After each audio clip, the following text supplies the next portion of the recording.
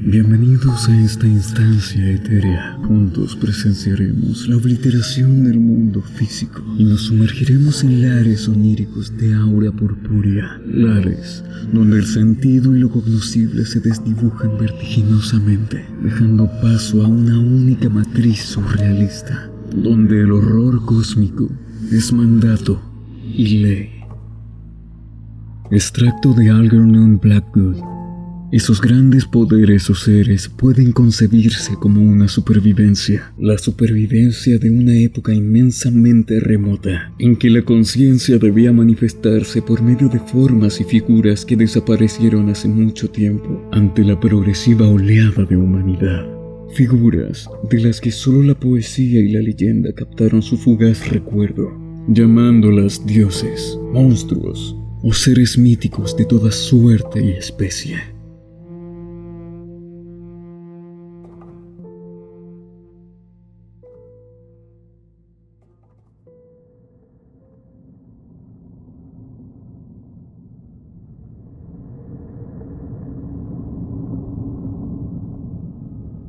El extraño.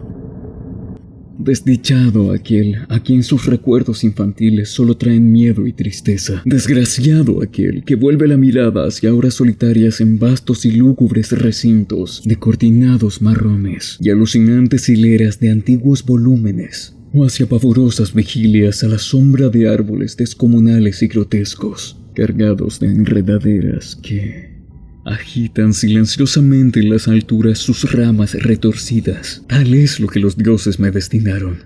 A mí, el aturdido, el frustrado, el estéril, el arruinado. Y sin embargo, me siento extrañamente satisfecho y me aferro con desesperación a esos recuerdos marchitos cada vez que mi mente amenaza con ir al más allá, hacia el otro lado. No sé dónde nací, salvo que el castillo era infinitamente horrible, lleno de pasadizos oscuros y con altos cielos rasos donde la mirada solo hallaba telarañas y sombras. Las piedras de los agrietados corredores estaban siempre odiosamente húmedos y por doquier se percibía un olor maldito, como de pilas de cadáveres de generaciones muertas. Jamás había luz, por lo que solía encender velas y quedarme mirándolas fijamente en busca de alivio. Tampoco afuera brillaba el sol, ya que esas terribles arboledas se elevaban por encima de la torre más alta. Una sola, una torre negra, sobrepasaba el ramaje y salía al cielo abierto y desconocido, pero estaba casi en ruinas y solo se podía ascender a ella por un escarpado muro, poco menos que imposible de escalar. Debo haber vivido años en ese lugar, pero no puedo medir el tiempo. Seres vivos debieron haber atendido a mis necesidades y, sin embargo, no puedo rememorar a persona alguna excepto yo mismo, ni ninguna cosa viviente salvo ratas, murciélagos y arañas. Silenciosos todos. Supongo que quienquiera que me haya cuidado debió haber sido asombrosamente viejo, puesto que mi primera representación mental de una persona viva fue la de algo semejante a mí, pero retorcido, marchito y deteriorado como el castillo. Para mí no tenía nada de grotesco los huesos y los esqueletos esparcidos por las criptas de piedra cavadas en las profundidades de los cimientos. En mi fantasía asociaba esas cosas con los hechos cotidianos y los hallaba más reales que las figuras en colores de seres vivos que veía en muchos libros mohosos. En esos libros aprendí todo lo que sé. Maestro alguno me urgió o me guió, y no recuerdo haber escuchado en todos esos años voces humanas, ni siquiera la mía, ya que, si bien había leído acerca de la palabra hablada, nunca se me ocurrió hablar en voz alta. Mi aspecto era asimismo una cuestión ajena a mi mente, ya que no había espejo en el castillo, y me limitaba, por instinto, a verme como un ser semejante a las figuras juveniles que veía dibujadas o pintadas en los libros. Tenía conciencia de la juventud a causa de lo poco que recordaba. Afuera, tendido en el pútrido foso, bajo los árboles tenebrosos y mudos, solía pasarme horas enteras soñando en lo que había leído en los libros. Añoraba verme entre gentes alegres, en el mundo soleado de allende la floresta interminable. Una vez traté de escapar del bosque, pero a medida que me alejaba del castillo, las sombras se hacían más densas y el aire más impregnado de crecientes temores, de modo que me eché a correr frenéticamente por el camino andando, no fuera a extraviarme en un laberinto de lúgubre silencio. Y así, a través de crepúsculos sin fin, soñaba y esperaba, aun cuando no supiera qué, hasta que en mi negra soledad El deseo de luz se hizo tan frenético que ya no pude permanecer inactivo, y mis manos suplicantes se elevaron hacia esa única torre en ruinas que por encima de la arboleda se hundía en el cielo exterior e ignoto, y por fin resolví en escalar la torre, aunque me cayera, ya que mejor era vislumbrar un instante de cielo y perecer que vivir sin haber contemplado jamás el día. A la húmeda luz crepuscular subí los vetustos peldaños de piedra hasta llegar al nivel donde se interrumpían, y de allí en adelante, trepando por pequeños entrantes donde apenas cabía un pie, seguí mi peligrosa ascensión. Horrendo y pavoroso era aquel cilindro rocoso, inerte y sin peldaños, negro, ruinoso y solitario, siniestro con su mudo aleteo de espantados murciélagos. Pero más horrenda aún era la lentitud de mi avance, ya que por más que trepase, las tinieblas que me envolvían no se disipaban, y un frío nuevo, como de moho venerable y embrujado, me invadió. Tiritando de frío me preguntaba por qué no llegaba jamás la luz, y de haberme atrevido, habría mirado hacia abajo. Se me antojó que la noche había caído de pronto sobre mí, y en vano tanteé con la mano libre en busca del antepecho de alguna ventana por la cual espiar hacia afuera y calcular a qué altura me encontraba. De pronto, al cabo de una espantosa e interminable ascensión a ciegas por aquel precipicio cóncavo y desesperado, sentí que la cabeza tocaba algo sólido. Supe entonces que debía haber llegado a la terraza, o cuanto menos, a alguna clase de piso. Alcé la mano libre y, en la oscuridad, palpé el obstáculo, descubriendo que era de piedra inamovible. Luego vino un mortal rodeo a la torre, aferrándome de cualquier soporte que su viscosa pared pudiera ofrecer, hasta que finalmente mi mano, tanteando siempre, halló un punto donde la valla cedía, y reanudé la marcha hacia arriba empujando la losa o puerta con la cabeza, ya que utilizaba ambas manos en mi cauteloso avance. Arriba no apareció luz alguna, y, a medida que mis manos iban más y más alto, supe que mi ascensión había terminado. Me deslicé silenciosamente del recinto, tratando de que la pesada losa no volviera a su lugar. Pero fracasé en mi intento. Mientras yacía exhausto sobre el piso de piedra, oí el alucinante eco de su caída. Pero con todo, tuve la esperanza de volver a levantarla cuando fuese necesario. Creyéndome ya a una altura prodigiosa, muy por encima de las odiadas ramas del bosque, me incorporé fatigosamente y tanteé la pared en busca de alguna ventana que me permitiese mirar por primera vez el cielo y esa luna y esas estrellas sobre las que había leído. Pero ambas manos me decepcionaron, ya que todo cuanto hallé fueron amplias estanterías de mármol cubiertas de aborrecibles cajas de inquietante dimensión. Más reflexionaba y más me preguntaba qué extraños secretos podría albergar aquel alto recinto construido a tan inmensa distancia del castillo. De pronto mis manos tropezaron inesperadamente con el marco de una puerta, del cual colgaba una plancha de piedra de superficie rugosa a causa de las extrañas incisiones que la cubrían. La puerta estaba cerrada, pero haciendo un supremo esfuerzo, superé todos los obstáculos y la abrí hacia adentro. Hecho esto, invadióme el éxtasis más puro jamás conocido. A través de una ornamentada verja de hierro y en el extremo de una corta escalinata de piedra que ascendía desde la puerta recién descubierta, brillando plácidamente en todo su esplendor, estaba la luna llena, a la que nunca había visto antes, salvo en sueños y en vagas visiones que no me atrevía a llamar recuerdos. Seguro ahora de que había alcanzado la cima del castillo, subí rápidamente los pocos peldaños que me separaban de la verja, pero en eso una nube tapó la luna, haciéndome tropezar. Y en la oscuridad tuve que avanzar con mayor lentitud. Estaba todavía muy oscuro cuando llegué a la verja, que hallé abierta tras un cuidadoso examen, pero que no quise trasponer por temor de precipitarme desde la indecible altura que había escalado. Luego volvió a salir la luna. De todos los impactos imaginables, ninguno tan demoníaco como el del insondable y grotescamente inconcebible, de las extraordinarias maravillas que el espectáculo implicaba. El panorama en sí era tan simple como asombroso, ya que consistía meramente en esto. En lugar de una impresionante perspectiva de copas de árboles vistas desde una altura imponente, extendíase a mi alrededor, al mismo nivel de la verja, nada menos que la tierra firme, separada en compartimientos diversos por medio de lajas de mármol y columnas, y sombreada por una antigua iglesia de piedra, cuyo despastado capitel brillaba fantasmagóricamente a la luz de la luna. Medio inconsciente, abrí la verja y avancé por la senda de grava blanca que se extendía en dos direcciones. Por aturdida y caótica que estuviera mi mente, persistía en ella en ese frenético anhelo de luz, y ni siquiera el pasmoso descubrimiento de antes podía detenerme. No sabía, ni me importaba si mi experiencia era locura, enajenación o magia. Pero estaba resuelto a ir en pos de luminosidad y alegría a toda costa. No sabía quién o qué era yo, ni cuáles podían ser mi ámbito y mis circunstancias.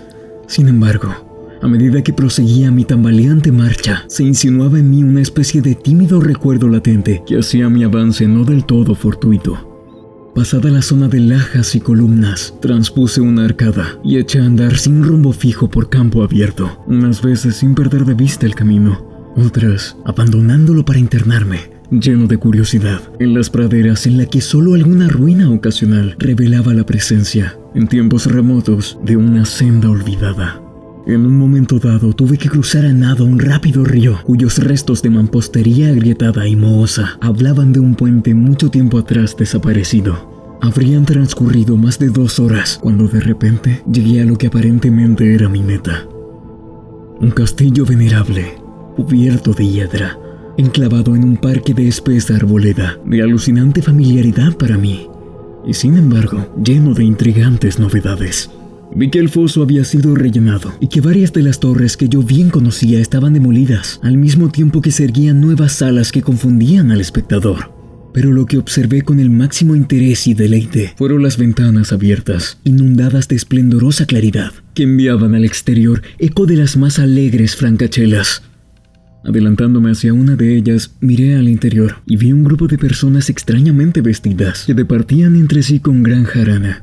Como jamás había oído la voz humana, apenas si podía adivinar vagamente lo que decían. Algunas caras tenían expresiones que despertaban en mí remotísimos recuerdos. Otras me eran absolutamente ajenas. Salté por la ventana y me introduje en la habitación, brillantemente iluminada, a la vez que mi mente saltaba del único instante de esperanza al más negro de los desalientos. La pesadilla no tardó en venir, ya que, no bien entré, se produjo una de las más aterradoras reacciones que hubiera podido concebir. No había terminado de cruzar el umbral cuando cundió entre todos los presentes un súbito e inesperado pavor de horrible intensidad, que distorsionaba los rostros y arrancaba de todas las gargantas los chillidos más espantosos.